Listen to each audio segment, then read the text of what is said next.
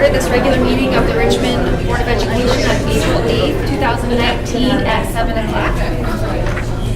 Tonight, to say the Pledge of Allegiance, we have the Elementary Science Lumbia team, along with their advisor, Mrs. LeRoy. If you guys want to come up and lead us in the pledge. You guys want to come?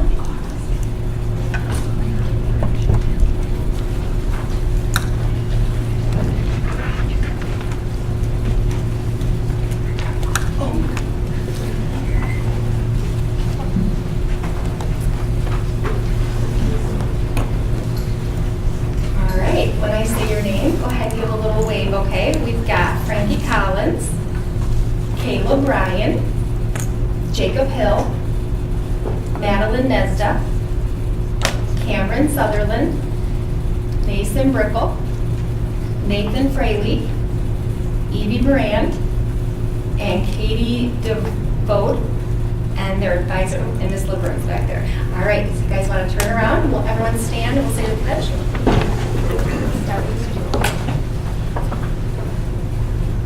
Pledge allegiance to the flag of the United States of America and to the republic for which it stands, one nation, under God, indivisible, with liberty and justice for all.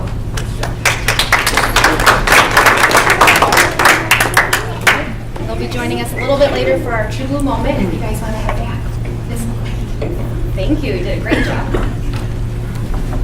right, we have our mission statement. Angela? At Richmond Community Schools, we provide a quality education that empowers students to be successful in a global community. Roll call. Angela? Chris is absent with notice. Sarah? Here. Jessica? Here. Kyle? Here. Margaret? Here. Here. Sherry? And I am present. We have a quorum. Thank you. Looking for approval for the agenda. I motion to accept the agenda as presented. Support. Moved and supported. Any discussion? All those in favor? Aye. Opposed? Motion passes. I'm looking for approval of the consent agenda. I motion to accept the recommendation of the superintendent and approve the consent agenda as presented in the attached documentation. Support. It has been moved and supported. Any discussion? Brian? We have one resignation. Eleanor Schmidt, our high school theater program, has sadly declined to continue with the theater program for next year. She just finished the spring production, and her and the students and did a phenomenal job.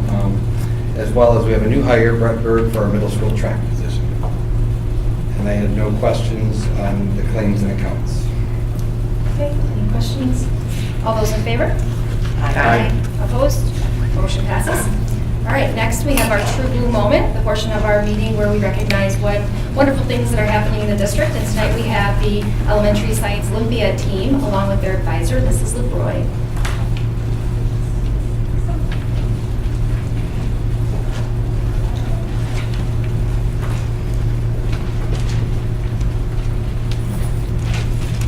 Good evening. Well, this was the first year we have Science Olympia that I know of in the elementary school. So we have 16 members, grades 4th and 5th. They practice about 90 minutes a week for each event. Most of them do 2 events, some of them do 3. So that's a lot of time per week that they are putting in. Some of them are building events, some of them are just a whole lot of knowledge. For example, anatomy, just a whole lot of memorization. So we did our first district tournament. We came in 11th out of 33 schools. Unfortunately, I came down with the flu the night before, so I wasn't there. But the kids did great. We took 5th in anatomy, 2nd in charged up, 1st in mystery architecture, 3rd in simple machines, and 5th in Starry Night, which is awesome for a rookie team. I even got a message from Mr. Ogan, who is the head of the Macomb Science Olympiad, and congratulating me on such a good job for a rookie team. So we were very excited about that. So I'm gonna have a couple of kids come up. I could talk all day about them, but I would rather that they tell you what they like about Science Olympiad. Who wants to go first? Jacob, go ahead. Hi, my name is Jacob, and I am competing in the ping pong propulsion and age for anatomy events. The ping pong propulsion event, my partner Madeline and I designed a device to launch ping pong balls at a target, which was a kiddie pool with a bonus bucket inside. It's a really fun event that promotes teamwork. In the Age for Anatomy event, my partner Keegan and I have to identify body structures of the nervous and digestive system in 30 minutes time. We have been studying very hard and I really like it. We took 5th place out of over 30 teams in our first competition. We hope to do even better at the next one. I really am enjoying Science Olympiad. I have great coaches. Thank you.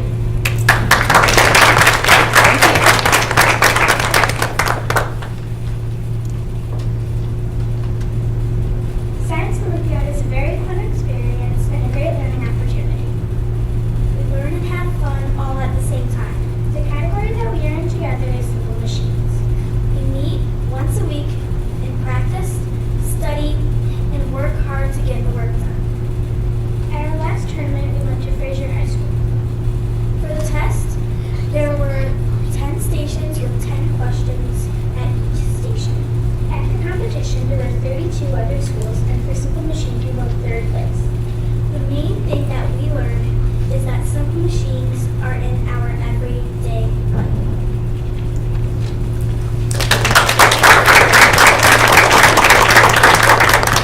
Anybody else? Anybody enough? Coaches?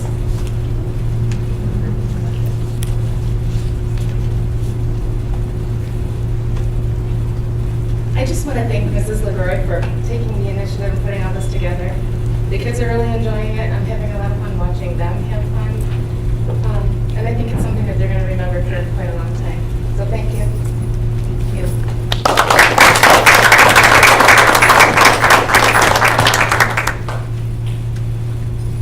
Well, I wrote a few things down that I was going to talk about, but then the girls, I didn't know what they were going to say. Pretty much everything I was going to say. You know, we've been practicing and they've been working really hard, and the amount of time that they put into it and the thought that they put into it, and then to be at the competition or the tournament and have them place and the looks on their faces, it was all just so rewarding. Volunteering takes it all out of me, but that's the payoff, and it's so worth it.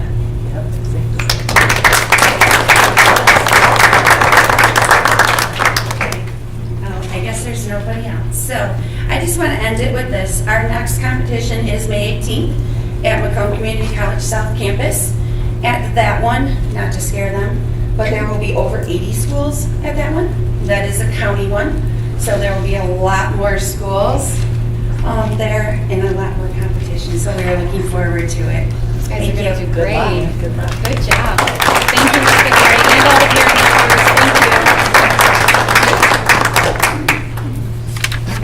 All right, next up, we have some presentations. We have Paraprofessional Appreciation Day. Brian, Mr. Wilson.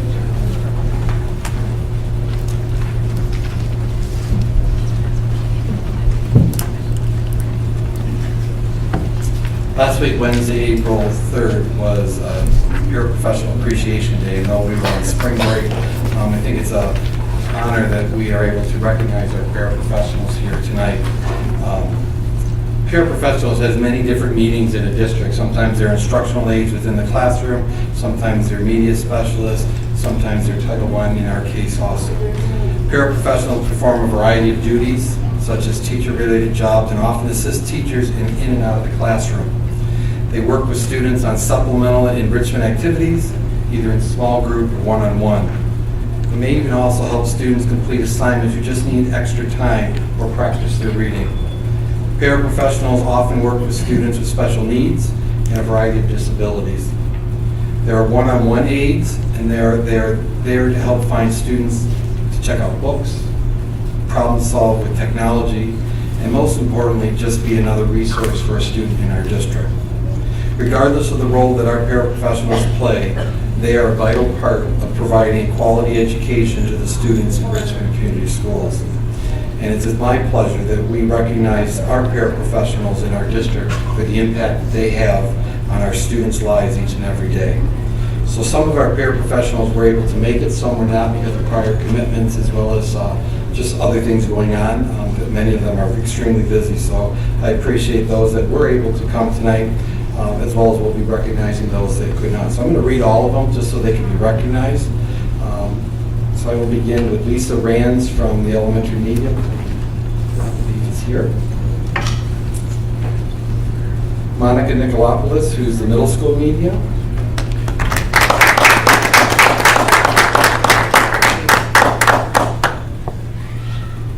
Heather Yelnich, who's also middle school media. Let's see her.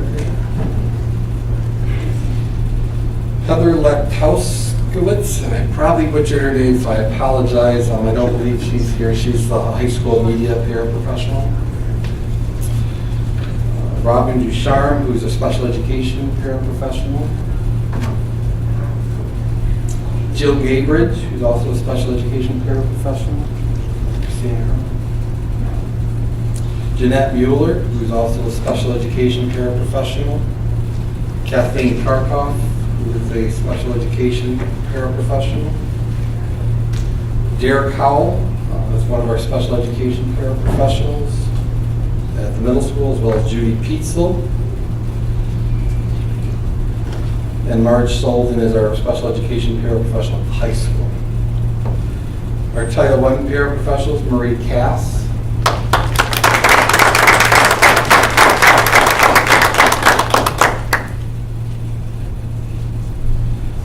Karen Cuckoo.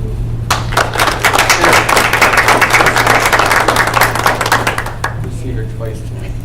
She has multiple jobs that she plays. Steve Pedry, who's also our Title I paraprofessional. Lisa Van Scooter. And finally, Laura Wilson is our Title I paraprofessional. So those are our paraprofessionals who help us ensure our students have the best education possible. Thank you, Brian. Next up, we have the presentation Month of the Young Child.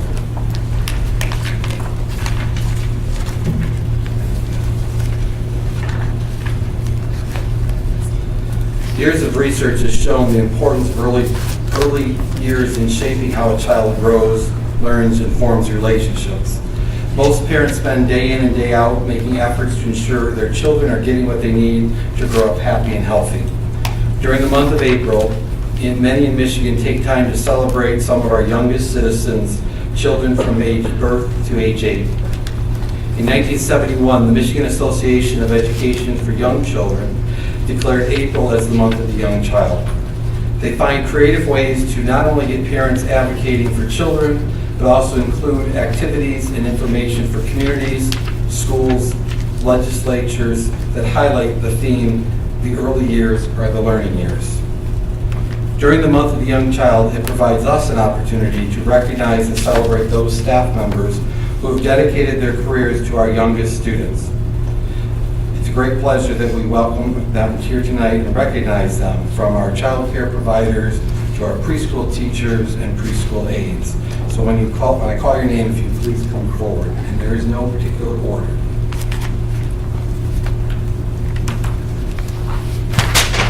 Jill Gabridge, who's also a paraprofessional in the ECSE program, and she was not able to, or early childhood staff member. Jackie Washkiewicz. She is our child care. She also works in our food service department. Haley Tyson is in our child care. I don't believe Haley is here. Nicole Spratke is in our preschool program. Nicole was able to make it. Caitlin Shimanlewski, I hope I pronounced that right. She is in our preschool program too, for child care. Laura Odenbacher is in our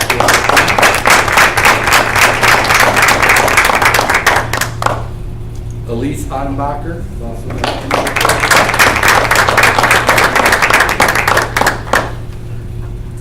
Kathy Miller, who's in our preschool program.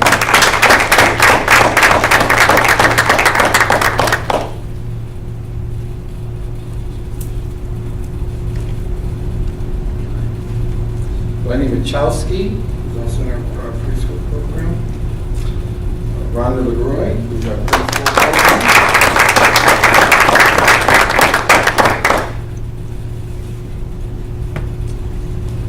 Darren Cooper.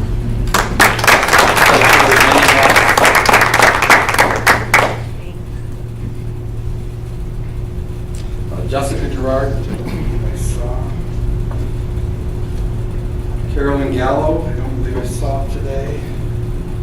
Anna English. Tamara Wilson, who's our ECSE teacher. As well as Lisa Barrett. I don't believe I saw her. So those are our early childhood staff. Thank you, Brian, and thank you to everyone who is recognized for everything you guys do every day. I know you make a big difference in the school, for the kids, and we really appreciate all the hard work you guys do, so thank you very much. All right, next up, we have the fiscal year 2020 MASD budget presentation. Angela. Yes. Brian, I think, may put that up if you wanted to. I passed out a presentation that Member Pacito had prepared. I'll put it up on the screen too. There's probably more information here that, that you can look at I won't be going over every number. I'll explain though, kind of what, the overall of them are.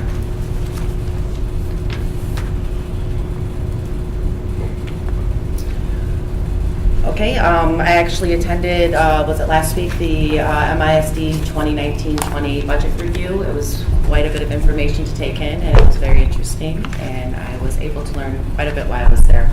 This first slide here is explaining the difference between district and ISD funding. You can see in district, we of course get most of our revenue from pure pupil funding. Then we have special education, and then our Title I's.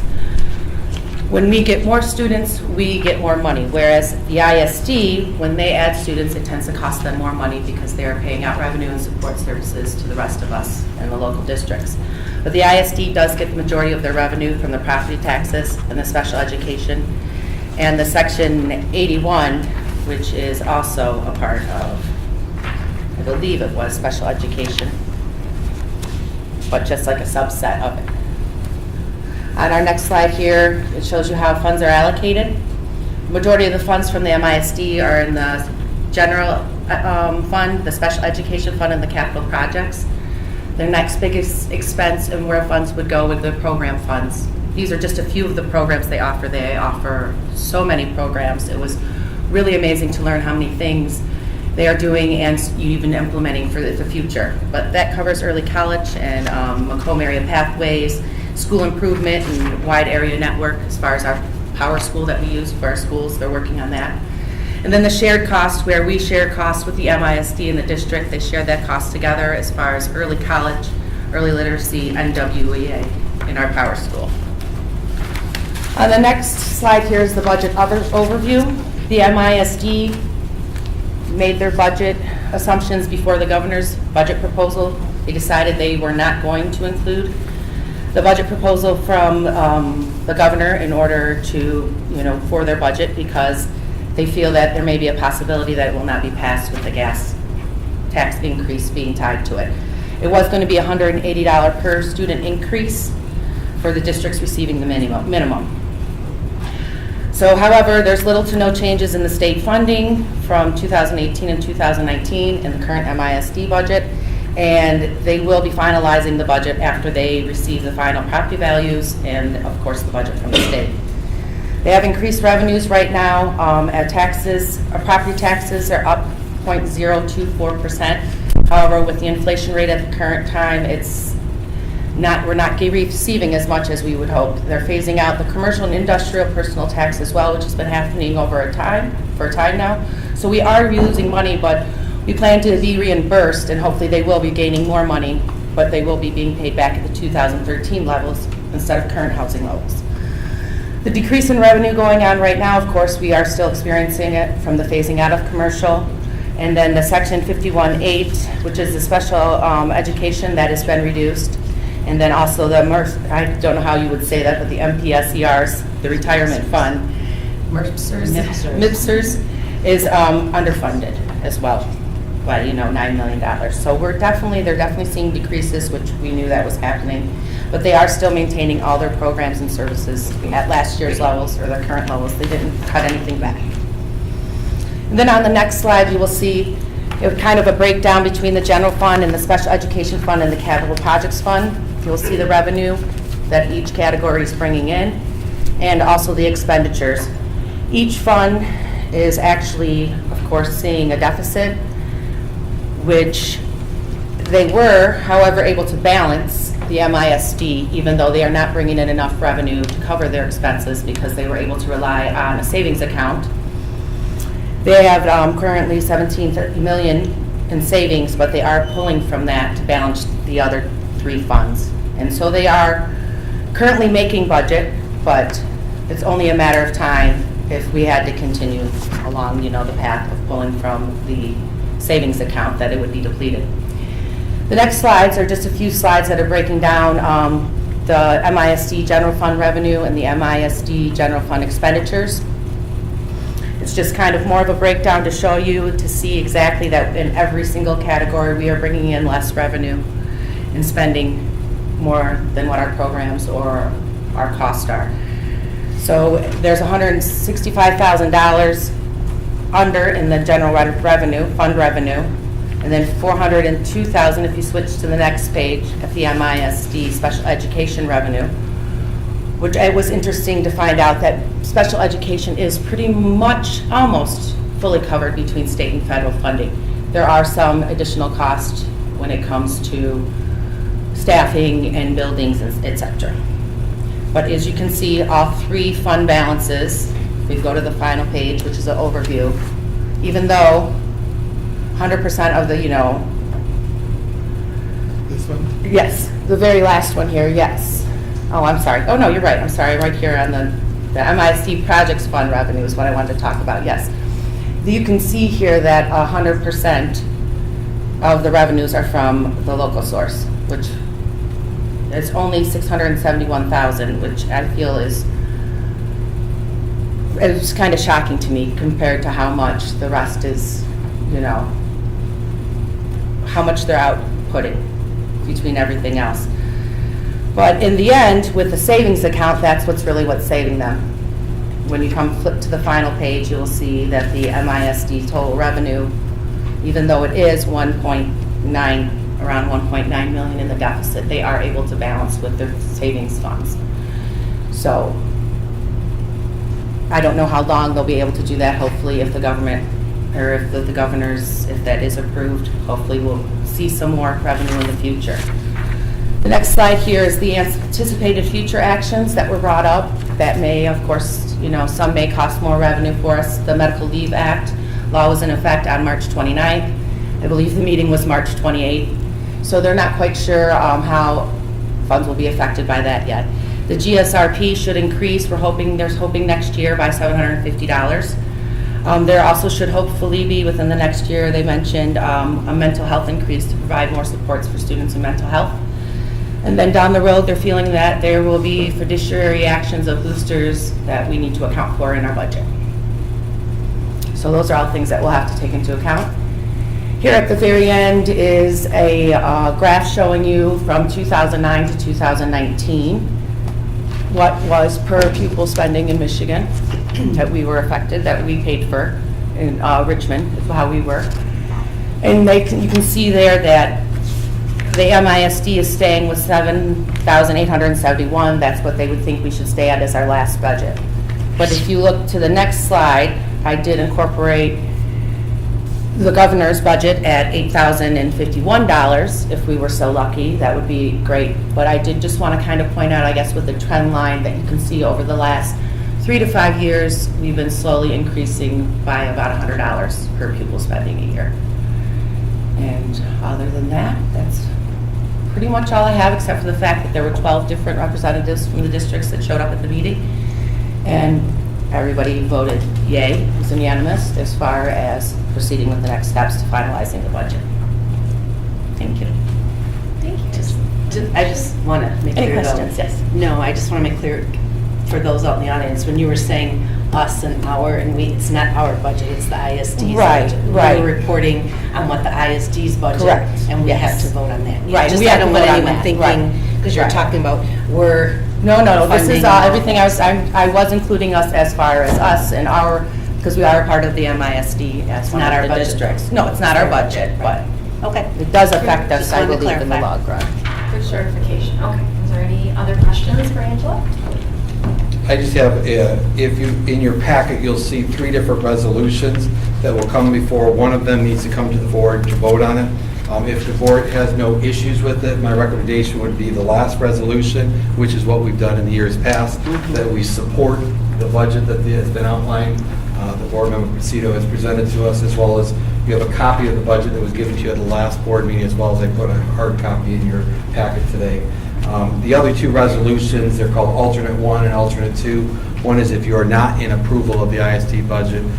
The other one is if you're in approval, but you want to make some comments on it. We have always in the past 5 years supported. They are in a little different position than we are because they have to have the districts approve their budget, and many times they're making assumptions that may change literally in a month. So those would come out in their budget amendments. So if the board has no questions or problems with this budget, then I'll prepare the resolution for the next meeting for the board to vote on.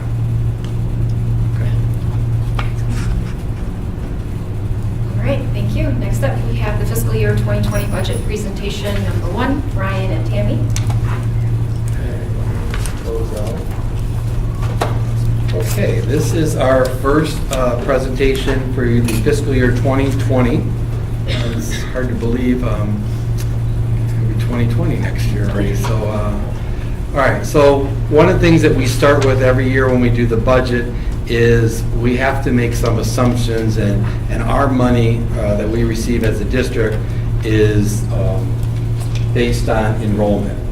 So for the listening audience, I'll put it up on the screen. For the board, you have a copy of this in front of you. So what you have here is for basically the last 5 years. And our funding is based on currently, the formula is 90% of our fall or October count plus 10% of this past February's count. When you do that blended count, that gives us our FTE for the district. And what we have done in years past is we've had to make an assumption of our kindergarten numbers, and then we have typically just moved students up a grade level. So however many FTEs we have currently in kindergarten, we just move them up to 1st grade and so forth. Let's look at the 18-19 school year where we are currently.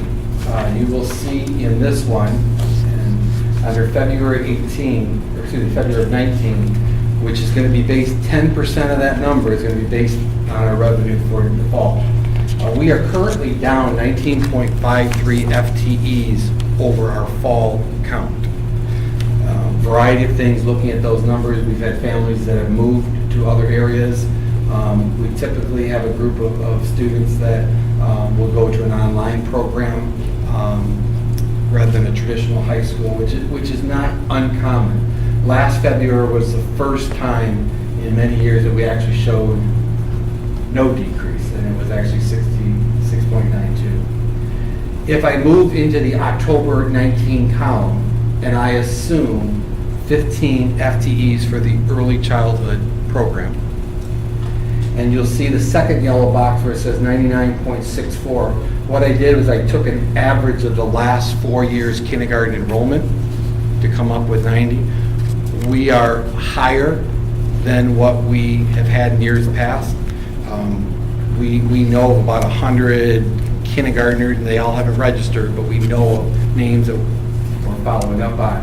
So I feel pretty confident that we're going to be between the 90 and 100 mark for our kindergarten numbers, at least that. If you then move everybody up a grade, current kindergartens, we have 103 FTEs. Those become our 1st grade, 2nd grade. You'll see we have a 2nd, 3rd, 4th, 5th grade is our current low grade, 84 students. Moving everybody up, we'll have 13,991.15. We'd actually be down 17. So when you actually look at the blended count, again, 1409 for the February, 10% of that's 140, and 90% of 1391.15 is 1252. When you look at that blended count, our enrollment that our budget would be based on would be 1392.93, or 35.69 FTEs down. Now, this has been a conservative number that we have used for years. In some cases, you can see we've been 38 students down. Some cases we budgeted 38, we were better. This past year, we were actually better than what we expected. We were actually 7.1 students up.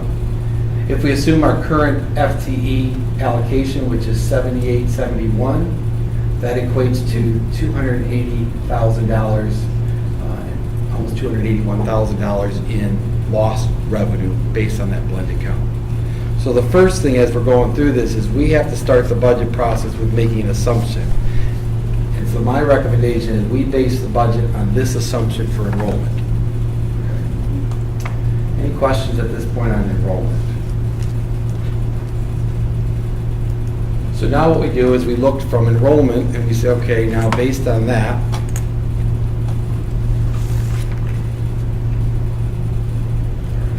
we now look at what does that impact us on finances.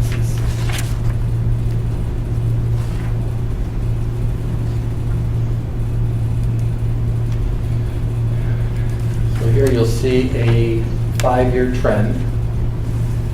Here's the 35.69 loss of students.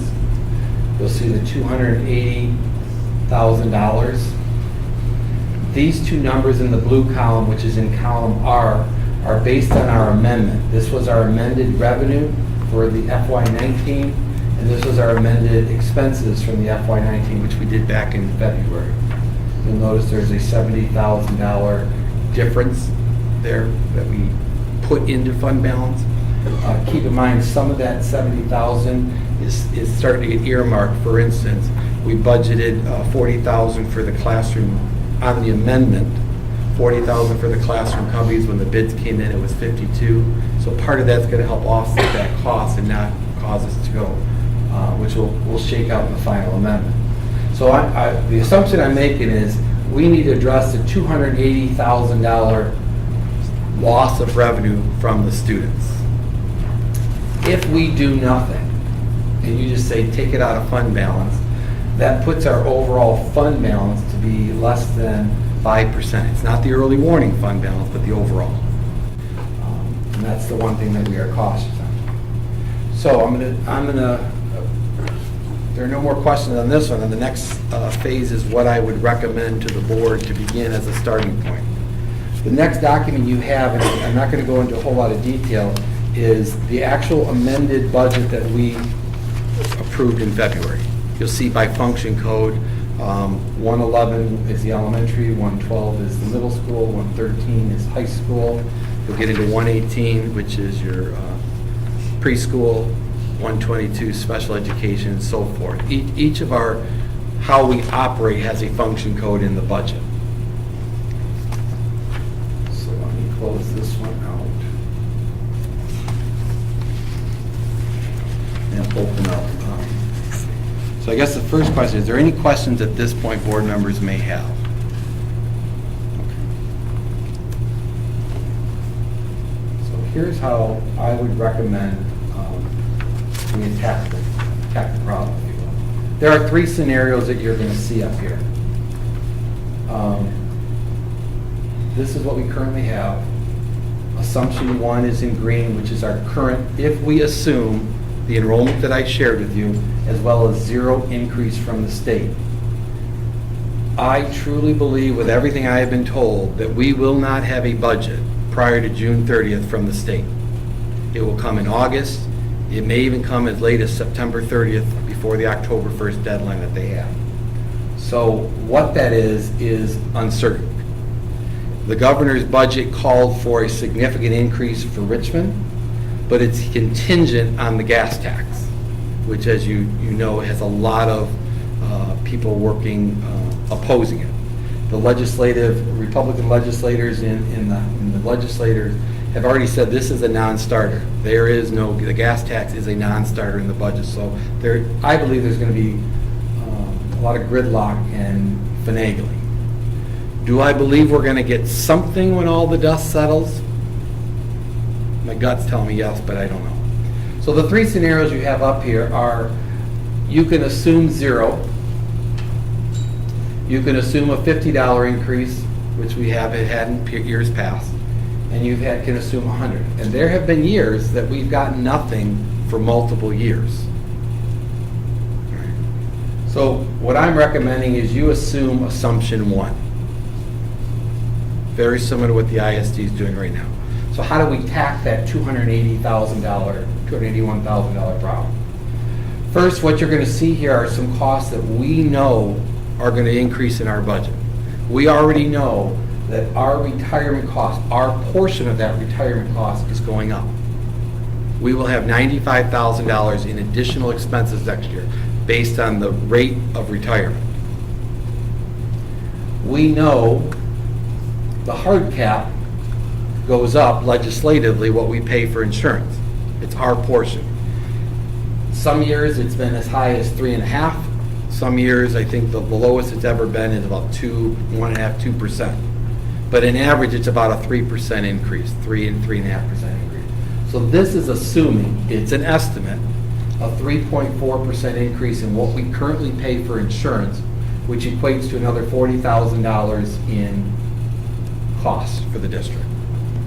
So when you add the 280 plus the 2 known that we know of as of today, we're going to have an increase in retirement costs and we're going to have an increase in health care. We're at 415. Here's how I'm recommending the board, or the assumptions the board makes in chipping away at that one. We know we have a $52,000 one-time structural cost for the 4th grade cubbies, the storage units. That comes out of the budget next year. We know we have a $60,000 cost for playground equipment that's going to come out of the budget for next year for the middle school playground equipment. Right then and there you have $112,000. I built in an additional cost of $10,000 because we're going to have to put mulch under that playground. And it's going to be an annual cost to maintain those playgrounds for safety. So that's an increase. We currently have budgeted $20,000 for baseball and softball, which we're going to have to fix at JV. That's got to get replaced this spring and before June 30th. But if we don't have that allocation in the budget next year, there's $20,000. Between the culinary arts room and stuff that we've purchased, you have potentially a $55,000 going away cost that we had this year. I budgeted $45,000 and leaving $10,000 in there. And the reason I left $10,000 in there is because the second half of that program, the restaurant, we still have to get those materials: plates, cups, silverware, salt and pepper shakers for the table, all that stuff to be able to run the restaurant second semester. So I budgeted $10,000 roughly.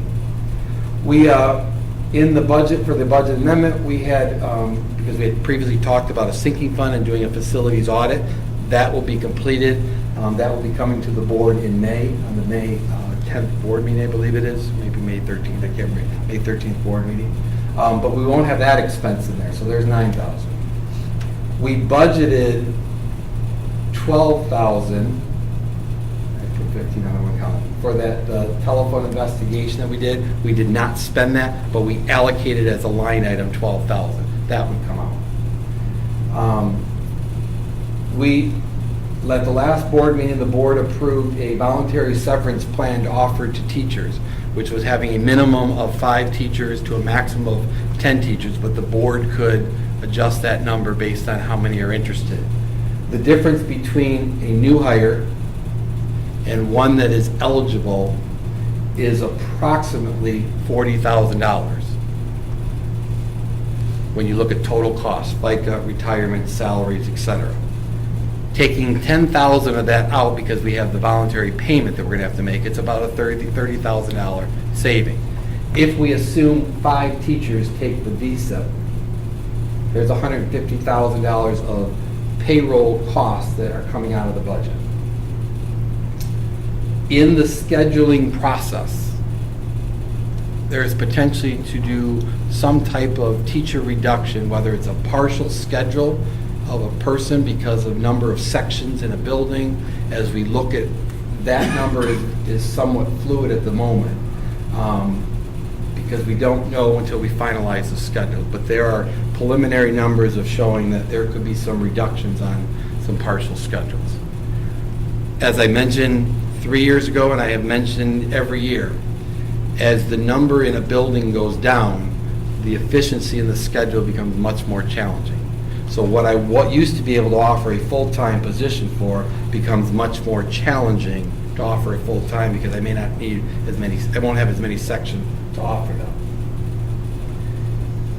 And then if we did a 5% supply reduction across the board, and currently in function code 111, which is elementary, middle school's 112, high school's 113, and athletics is 293. If we did a 5% reduction, that reduces it about $3,000 out of supplies.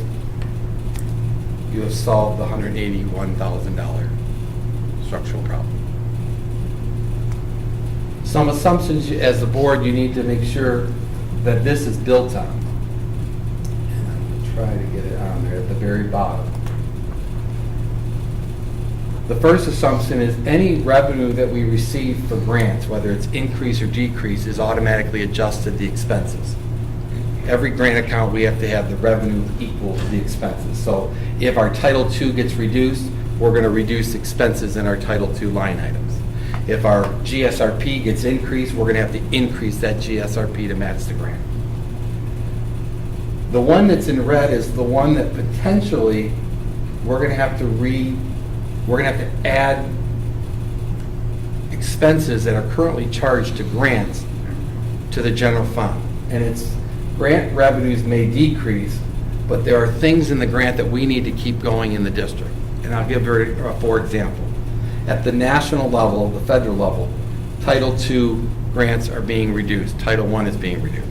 Our Title II, which is professional development, which allows for grade level team meetings, which allows for some teachers that we've had allocated go through, maybe it's an AP training or it's memberships for certain things, that we may still want to continue, but if the grant decreases, we're going to have to pay for that out of general fund, which would increase our problem.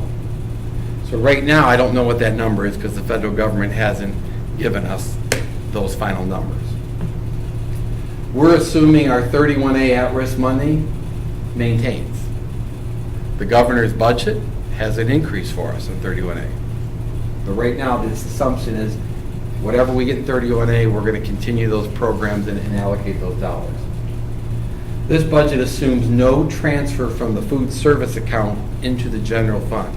If you recall the last couple of years, we've transferred $20,000 or we've allocated $20,000 to come from food service and go into general fund. In the budget amendment that we did passed in February, we eliminated, we did not need to do that. Other costs such as energy and fuel are unknown. If gas prices go significantly higher, we're going to have to increase those costs. This budget is assuming those costs are within what we've currently budgeted.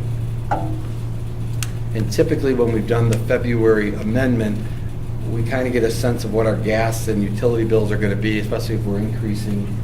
It's a cold winter and the heat, so we may increase money. And again, if we got an extremely cold winter next year or gas prices go to $4 or $5 a gallon, it's going to affect everybody.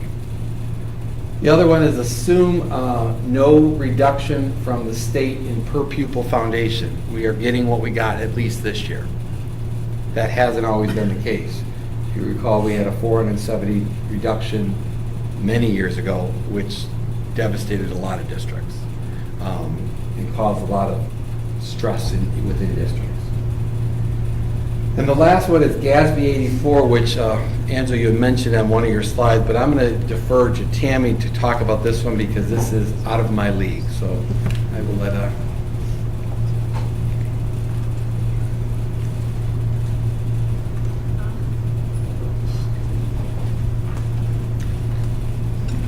There it is.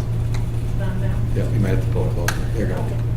GASB 84 doesn't do a lot as far as affecting the bottom line of our budget, but we will have two things happen. Right now, it affects our fiduciary funds.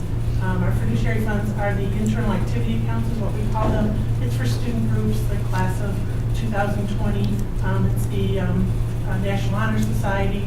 At the elementary level, it can be the kindergarten classroom, it can be the first grade classroom, and every building has internal accounts. We have over 100. We will need to go through each of them and determine whether they really are a fiduciary under our control or whether they're monies that aren't really general fund money. It's money that we use for education that we receive through various sources. But we would have to put those items in the general fund, so it would be a revenue and an expense. And then we would have to, for other things that really are considered fiduciary under our control, we would set up another special revenue fund. Right now, our food service is our only special revenue fund. And that would, again, it would be incorporating whatever revenues come in through all of those funds, and then as well as reporting the expenses.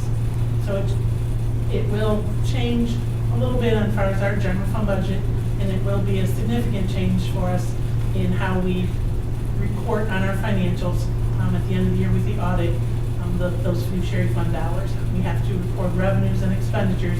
In the past, we just showed a liability for all the money that was held in the account and was due to student groups and other organizations. So it'll go from just being a balance sheet item with cash and a liability to having revenues and expenses and assets and liabilities. So I think that the best example that I can think of is if I'm, pick on Mrs. Durst because she said that Mrs. Durst collects money from students who go on a field trip. She puts that into an account. That money then is turned around to pay for the field trip. That pretty much stays the same from revenue in, revenue out. The basketball team does a fundraiser. The money comes in. That money then is spent on the basketball program. It goes out. The unknowns, which will become revenue, potential revenue in the district general fund, is things that are not tied to a student group. For instance, and I'm going to make some assumptions here. I'll pick on Mr. Castle. We collect a parking pass for students. Does that money go to a specific group, or does it go for the general organization of Richmond or Richmond High School? If it's not tied to a specific group or supporting that group, that becomes revenue in our general fund, and it comes out of the student activities account.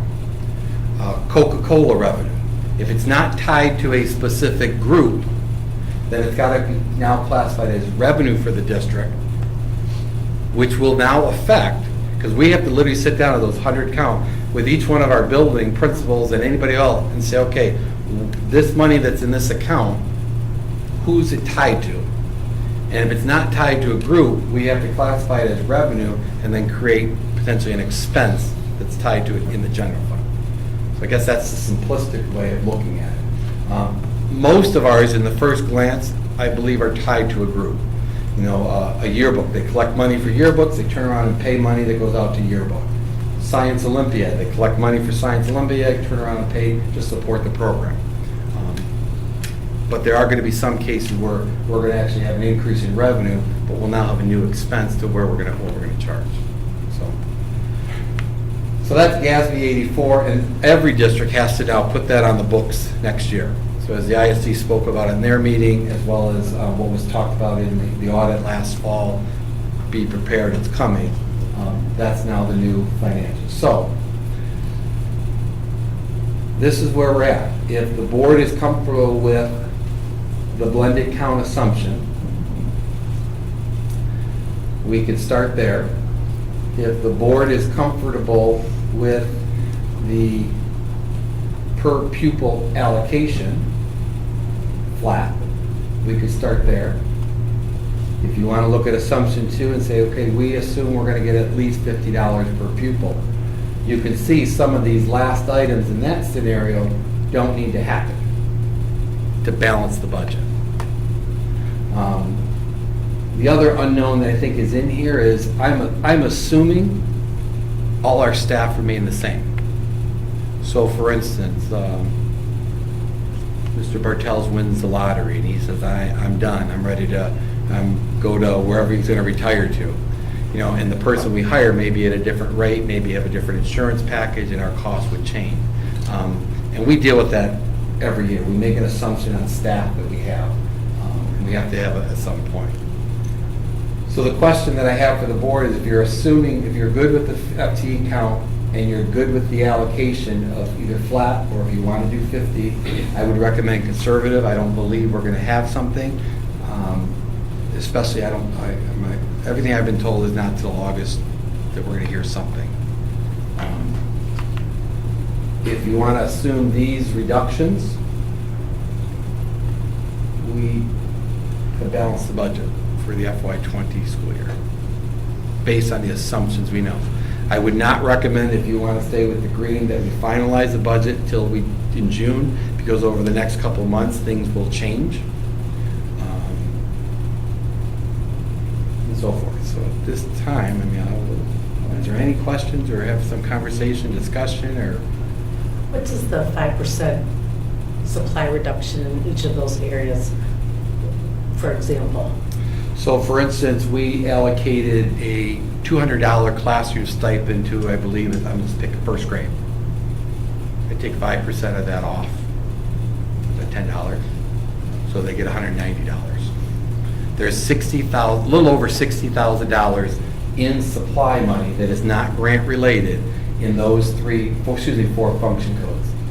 The other function codes, a lot of it are grant, like the 122, which is special ed, some of it's grant. There are some general fund, non-grant supplies that are in there. I don't know if this is true, but if the general supply at the elementary school, since I talked about the other two, Mr. Koshin, is $10,000, take 5% of that, that's $500, so his starting budget is $9,500. But when you look at the total, it gives us $3,000. Athletics, an example. Athletics would be, there is a general supply for equipment, and I don't know off the top of my head. It's about 15. Pardon? It's about 15,000. 15. It's not the reconditioning, it's not the coach's pay, it's what's allocated to balls, equipment that needs to be purchased by however Mr. Reinhardt allocates that. It's not referees, it's not tournaments, it's not the grass cutting or the striping, it's just general supply. It could be scorebooks, it could be, they get tape, ice, things like that they need just to run the programs. There are two internal off the top of my We supply head. game balls. Otherwise, balls and stuff kind of get supplied by the coaches. A lot of the or supplies are the programs, coaches. Or the fun, not whatever. The student activities account. Thank you, yeah. A lot of the supplies That's for kind of what I was athletics getting. I are wanted you to tell me. within the individual sports, based on their fundraising that they've done. Every one of our sports buys their own equipment or uniforms. There's not a lot that we support other than the salary Right. and the athletics. And then when we're talking about the VSP, correct me if I'm wrong, but the deadline for us approving that is that first meeting in June? Once all the Yeah, days and the everything go out, deadline if I to turn it remember. in is May 10th, and I'm going by memory, which is the Friday before our board meeting. Right. We'll have an idea at that time how many teachers are interested in. I start the meetings tomorrow, Wednesday, and Thursday at each of the buildings to give just general information on it. Their teachers have 7 days to repeal, so you're talking May 17th is when they can't pull back anymore, because we only have one meeting in May. Right, but what I'm getting, that could be different. If we only have... Well, we could have 8. Correct. You could So have then 8. How do you go, so we're just looking at 5, but in 8 weeks, it could be 8. It If could you had be the 2. maximum of 10, Right. that 150 goes to $300,000 in reduced costs. But the other thing I think it's important to know is we have settled multiple contracts, and there are 2 contracts still open with the Richmond Administrators Association and the Richmond Teachers Education Association. Right.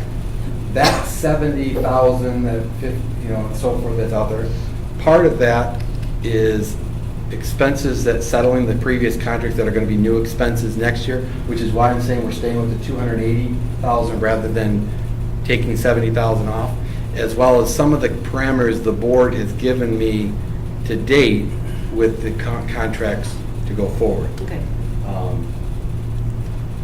that VSP is the unknown there. Right.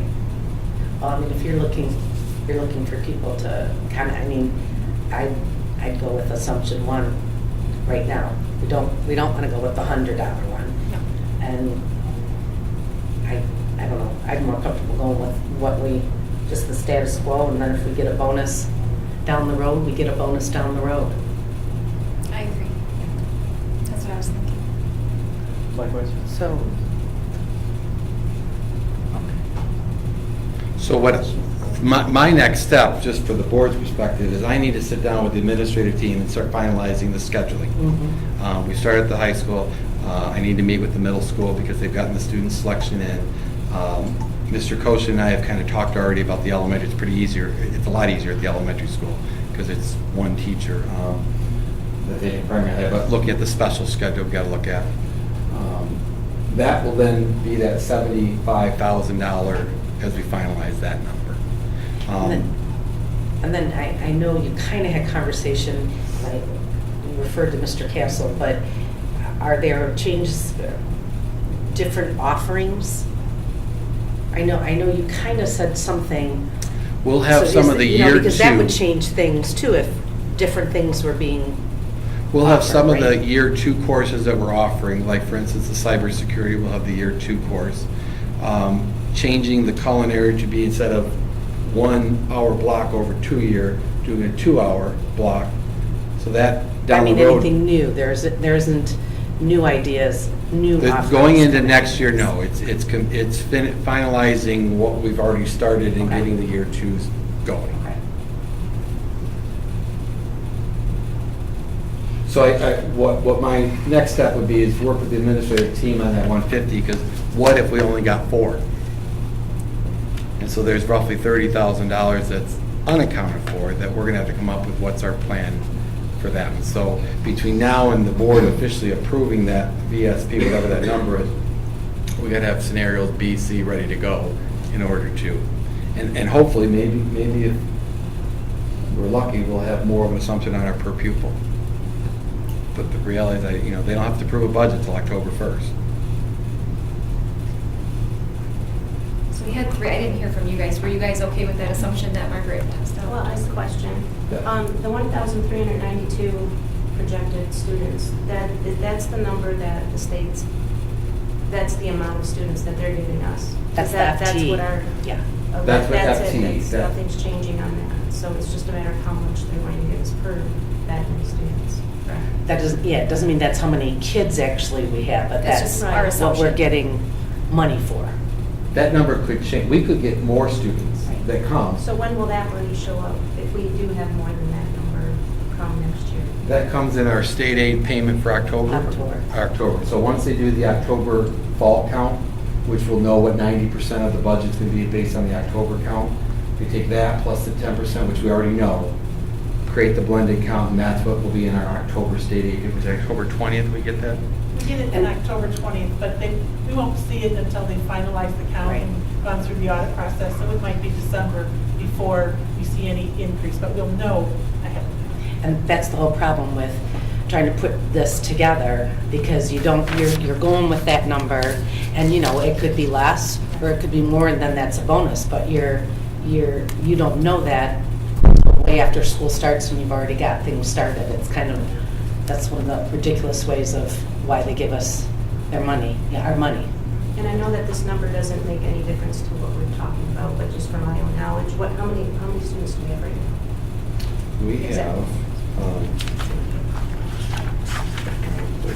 We currently have for this budget, our FTE was 1,428.63, which was based on this past October and last February's count, that blended count, February of 18. When you did that blended count, we were at 1,428.63 FTEs. That's not head count, that's, because we have some students. I think were you asking head count? She's asking for Yeah, head count. that's what. Oh, I'd have to pull that out. Only because we have some students that we share with other districts, like the Pancow. We have some students that we have a few that still go to the Armada Academy. Just trying to think, that's pretty much it, Armada Academy and Pancow. we get students from Armada that come here for like AIS, so we get a portion of their FTE. And you mentioned you might possibly get students for the culinary. Yeah, that's where we're having a conversation with other districts, particularly New Haven is one that we're looking at, see if we can bring students, which would then help increase that number.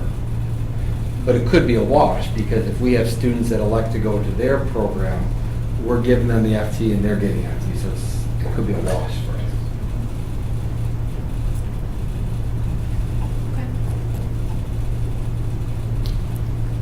So what I will plan on doing is begin working with Tammy to build the budget on assumption 1. For the next couple board meetings, we'll just kind of revisit to make sure, based on what we know at that time, nothing's changed. Because like I said, if we know that we're going to get $50 per pupil, you may say, well, let's not cut the supply budget, put that back, and so forth. Okay. Thank you, Brian. Thanks, Tammy. Okay, next we have, so Lexi is not here tonight, so we'll have public comment. Oh, you got it for, perfect, Yeah, okay. Absolutely. We spoke to Lexi, and she's got a big day tomorrow with the SAT, so we encouraged her to stay home, Yeah. get her mind right. But she did send off her update to me, so I'll go ahead and read this. The update from the Lee School. On April 9th, there's a Spanish club meeting. On April 10th, there are both Lego Club and Student Council meetings. On April 11th, the grade club sponsors, Ms. LeGroy and Ms. Miller, will be attending the Green School program at the ISD. On the 12th, the PTO is sponsoring the Upstanders Rock Anti-Bullying Assembly. The first and second grade students will be performing songs at Richmond, also on the 12th. On the 15th, March is Reading Month Assembly. We'll be happy to announce a class that read the most minutes for the month of March. On the 16th, the second graders are going on a field trip to the Longway Planetarium in Flint. And lastly, on the 17th, there will be a Green Club and Lego Club meeting. Going to the middle school, RMS track started today. The middle school robotics qualified for states. The talent extravaganza and Pi Day celebrations were both great successes. The PSAT is tomorrow, and this will bring testing season officially underway. This season will continue until the 3rd week of May. Lastly, the 6th through 8th graders participated in the Auto STEAM Lab, which was hosted at RMS from 6 to 8 p.m. on Thursday the 28th, and they had a great turnout. Finally, at the high school, we had a relaxing spring break. Robotics competed in Marysville, and we'll now be heading this week to SVSU for the state competition. The high school is focused and ready to put their best foot forward for spring testing, and we'll be taking the SAT and PSAT, the ACT work keys, and the M-STEP all in the next 2 weeks. We can't wait to see the results of all of our hard work and dedication of both our staff and students. Great. Thank you. Did a good job. All right. I'll go Lexi. No, well, no, but you still did, you were good fill-in. Good job. All right, next we have public comment, portion of our meeting where anyone in the audience can come up and address the board. You have 3 minutes to do so. It's not a question and answer period. If you'd like to put your name and number, someone can contact you. Is there anyone who would like to address the board? Okay. I'm looking for a motion to go into closed session. Pursuant to Section 80 of the Michigan Open Meetings Act, I move that the Board of Education go into closed session for the purposes of a student hearing pursuant to 040819. Support. It's been moved and supported. Is there any discussion? Okay, I'll do a roll call. Jessica? Aye. Kyle? Aye. Sherry? Aye. Angela? Aye. Margaret? Aye. And I vote aye. We're going into closed session, and we will be voting when we come back out. All right, we're back in open session at 8:58. And next we have a superintendent and legislative update. Brian? I don't have much to say tonight. We're still waiting on the House and Senate's budgets to be released, which are going to be an indication of where the two sides are from the legislation and the governor, the legislators and the governor. I want to welcome all the students and staff back. Last week was spring break. Many of our students left the state as well as the country, and knock on wood, we've had everybody safely back and so forth. So especially a shout out to all those staff members who took kids. I know as a former teacher, it's nerve-wracking when you take kids on field trips, and yet alone taking them. I speak for my own daughter that they took a lot of the country. And so that was with Mrs. Smallwood in that group. So this starts the state testing window. The grade 3 through 8 windows have begun, as well as Mr. Castle indicated, the SAT, work keys, etc. Fourth grade update. Tonight is the playground equipment approval. Once the board takes action on that, then we'll begin ordering that. The plan is to have that begin installed the week after school gets out. The 6th grade wing is actually getting painted this week. So we have walked through those classrooms. The new data drops are being installed. It's being painted this week, so literally the day after school we can move those 6th grade classrooms in there and begin on the 4th grade. We did our final walkthrough of the cabinetry measurements for the 4th grade classrooms last week.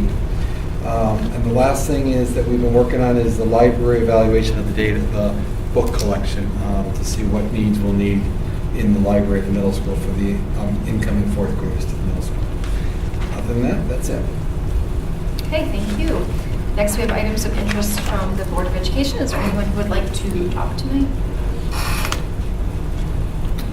Other than to say, I think in Richmond is on Friday, right, at 6 o'clock in high school, kind of throughout the high school. Sounds like a fun event. I've never been able to attend, so this will be the first year that I'm attending. And my son, I think Jessica's son, both have something in the art show, so just going to be kind of a fun night. If anyone wants to come out, it's free to come, right? And it should be fun. Okay, next we have some action items. Approval of the contract for playground equipment. We have 2 playground equipments. One is for the Early Childhood Center, which was built into the GSRP grant, the Great Start Readiness Program grant. And then we also have the grades 6 through 8. So the total amount is $85,500. $60,000 of that is what we budgeted. In your packet, we had 5 different companies. We actually had 6 companies, but we had one didn't follow the compliance agreements for the bidding process, so we had to throw one out. We had 5 different companies and provide us with 13 different options. In your packet, you'll see the teachers' recommendations we went through for the early childhood, as well as the 4th and 5th grade recommendations. Prior to the spring break, we had the students give their input on that for the 4th through 8th playground. Overwhelmingly, the students were Company 2, Option 2, which is on the Company 2, Option 2. It's in your packet if you like, but it gives you a kind of a snapshot here of the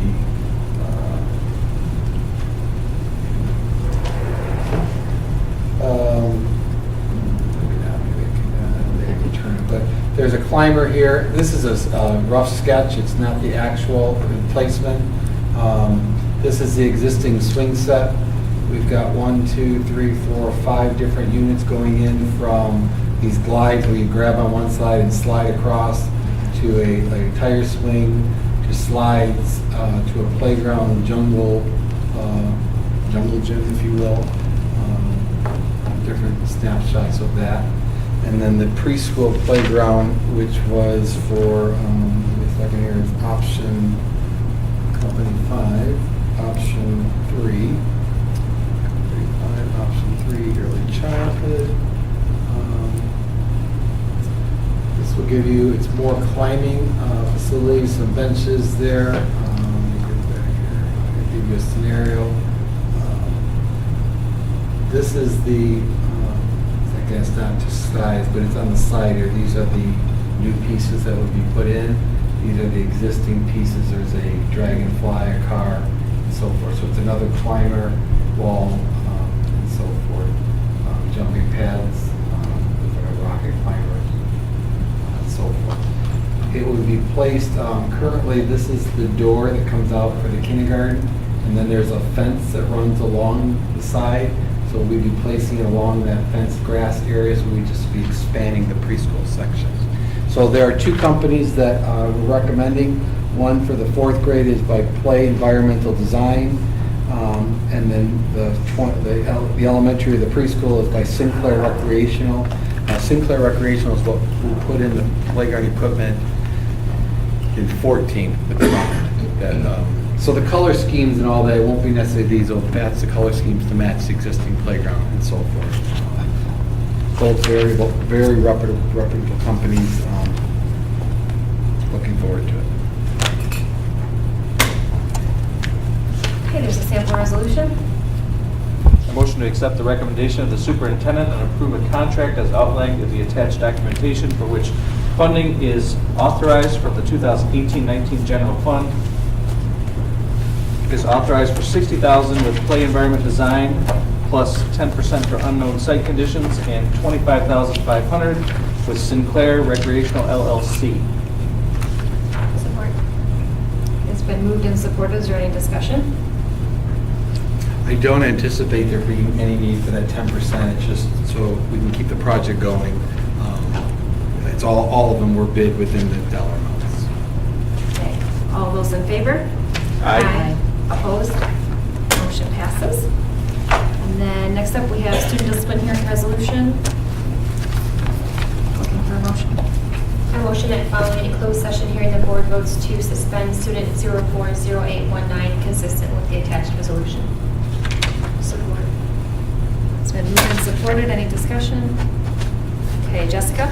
Aye. Sherry? Aye. Kyle? Aye. Margaret? Aye. Angela? Aye. And I vote aye. Motion passes. And we are adjourned at 9:07.